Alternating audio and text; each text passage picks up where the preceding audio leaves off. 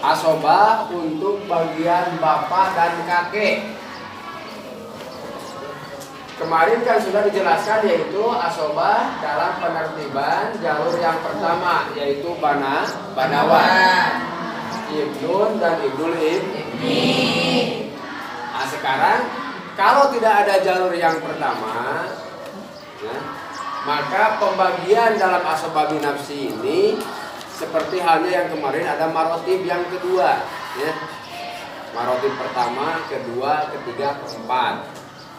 Nah, kalau pertama sudah tidak ada, maka menginjak pada marotib yang kedua, tingkatan yang kedua, yaitu abawat. Yang mana abawat ini ada dua, ada al-ab, bapak, dan al-jad, kakek. Nah, siapa yang akan mendapatkan bagian asobah ketika yang ada adalah jalur abawat?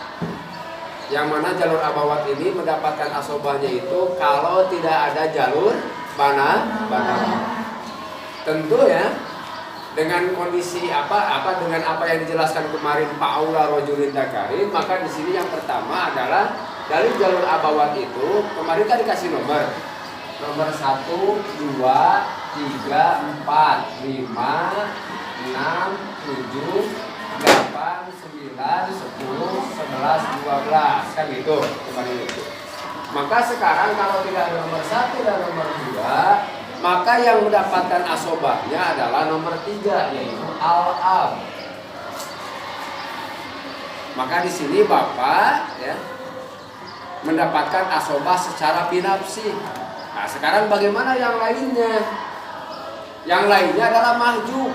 Ya, yang lainnya maju dari mulai nomor 4 sampai nomor 12 ya, yaitu maju oleh bapak, terhalang dari mendapatkan bagian secara hirman, secara total oleh bapak.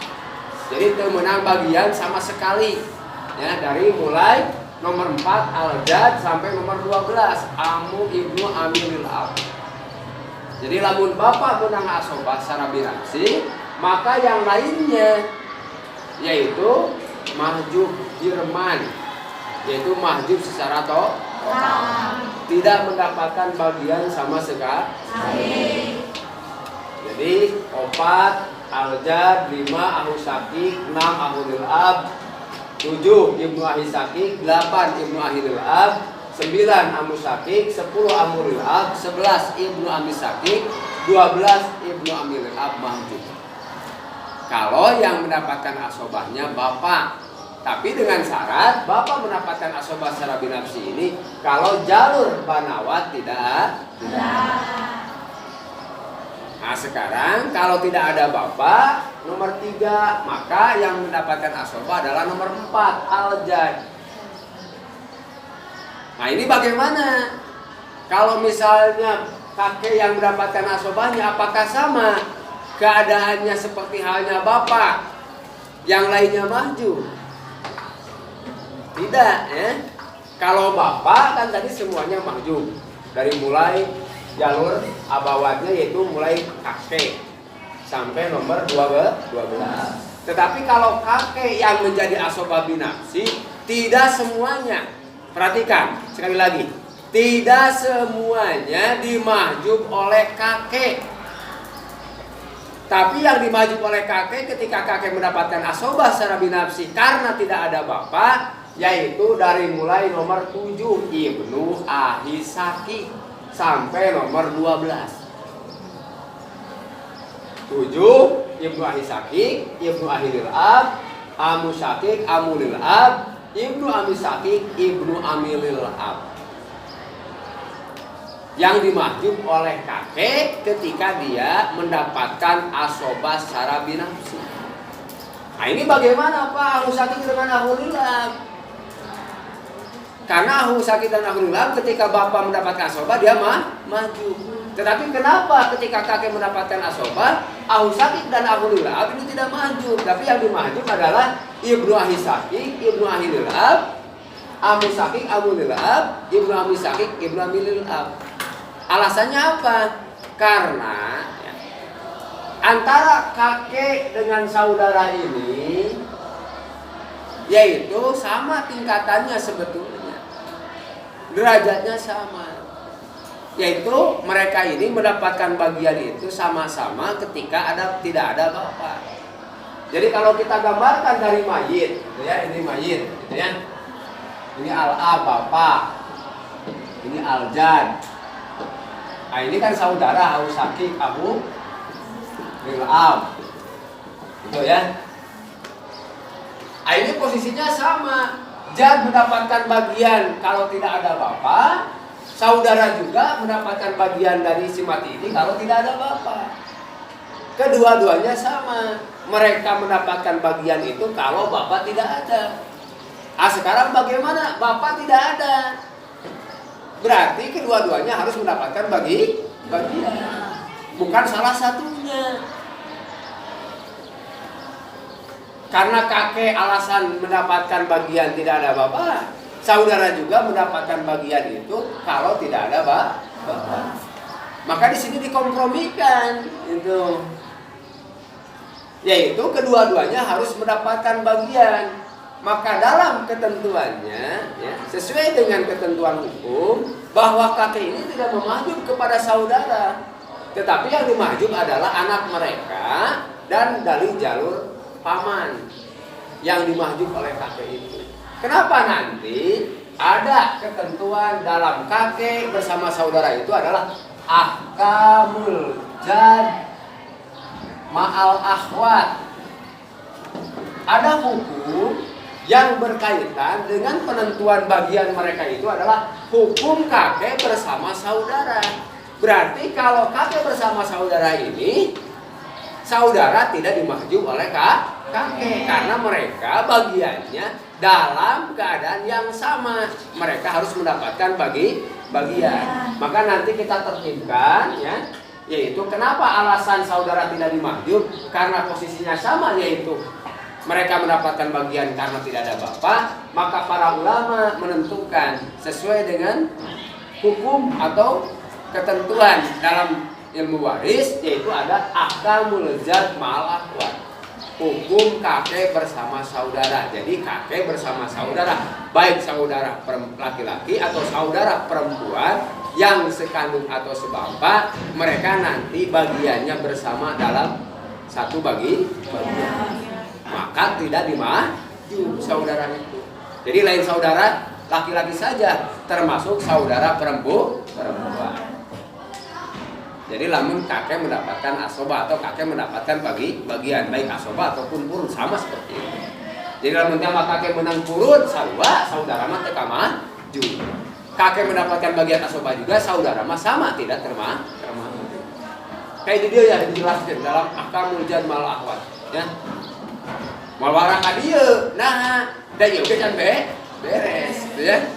Tetapi untuk antum, ya, untuk sekarang yaitu bahwa kakek tidak memahjub saudara sekandung, saudara sebapak, baik laki-laki atau perempuan. Tetapi yang lainnya oleh kakek dimahjub, baik saudara seibu, ya, laki-laki perempuan, juga anak dari saudara sekandung dan saudara sebapak, termasuk paman sekandung, paman sebapak, anak paman sekandung, anak paman sebapak. Kalau kakek mendapatkan asobah binafsi atau kakek mendapatkan bagian secara purun, yaitu 1/6. Tapi di sini yang kita jelaskan adalah kakek mendapatkan bagian asobah. Nah, itu jalur yang kedua. Nah, kalau tidak ada kakek, berarti jalur pertama dan jalur kedua tidak ada, maka yang ketiga sekarang yang mendapatkan bagian itu. Jadi menang bagiannya yang nama jalur katilu. Kenapa? Karena jalur pertama dan jalur kedua tidak ada. Nah, siapa yang pertama? Ya tentu adalah yang dekat kepada si mati. Siapa? Ahli sakit, saudara sekandung. Maka yang lainnya mahjub. Dari mulai siapa? Dari mulai ahulillah. Jadi ahli sakit ketika dia mendapatkan asobah secara binafsi, maka ahulillah, ya, ibnu ahli sakik, ibnu ahli lil'ab, amu sakik, amu lil'ab, termasuk ibnu ahli sakik dan ibnu ahli lil'ab adalah mahjub, tidak mendapatkan bagian, karena ahli sakik mendapatkan bagian asobah, Nah sekarang kalau tidak ada ahusakik nomor 5 berarti lanjut kepada nomor 6 ya, yang mendapatkan asobahnya itu.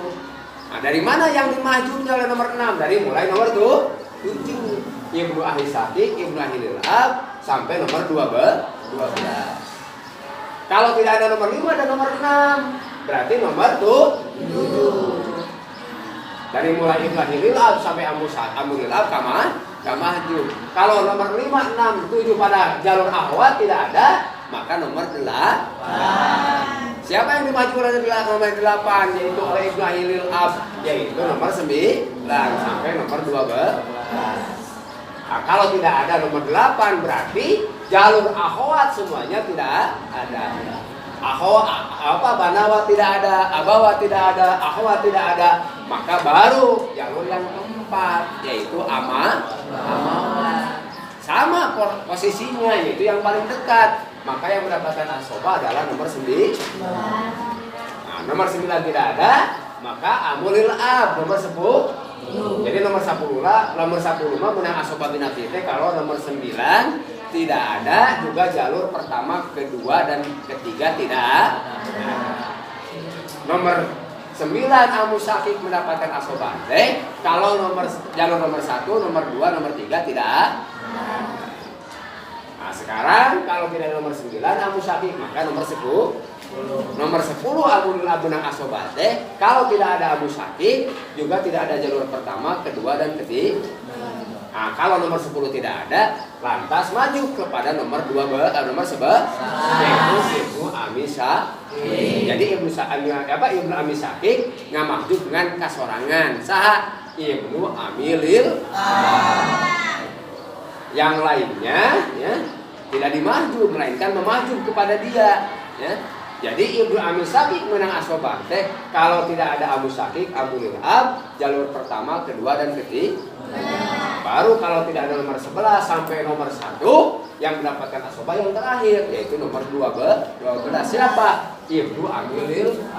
Jadi Ibnu Amilil menang asobah secara binafsi pada jalur yang keempat, jalur amawat. Kalau tidak ada nomor 9, nomor 10, nomor 11 dari jalurnya, dan tidak ada jalur pertama banawat, jalur kedua abawat, dan jalur ketiga yaitu ahwat. Nah itu ya penertiban dalam asobah binafsi. Maka kesimpulannya yang mendapatkan asobah binafsi ini adalah dari 12 golongan tersebut cuman 1 orang. Ya, cuman 1 orang, tidak semuanya dengan penertiban ketentuan tadi. Ya, tidak semuanya, tapi saurang. Karena sama semuanya juga nanti dalam asobah bigoeri, asobah ma'al goer, yang mendapatkan asobah itu cuma 1. Ngan sorangan, tidak ada yang lain. 1 golongan. Ya. Nah, sampai sini ya penertiban asobah binafsi, dan siapa saja yang mendapatkan bagiannya secara asobah binafsi tadi oleh Bapak sudah dijelaskan, yaitu seperti halnya yang sebelumnya ya, baik jalur banawat, abawat, ahwat, dan amawat.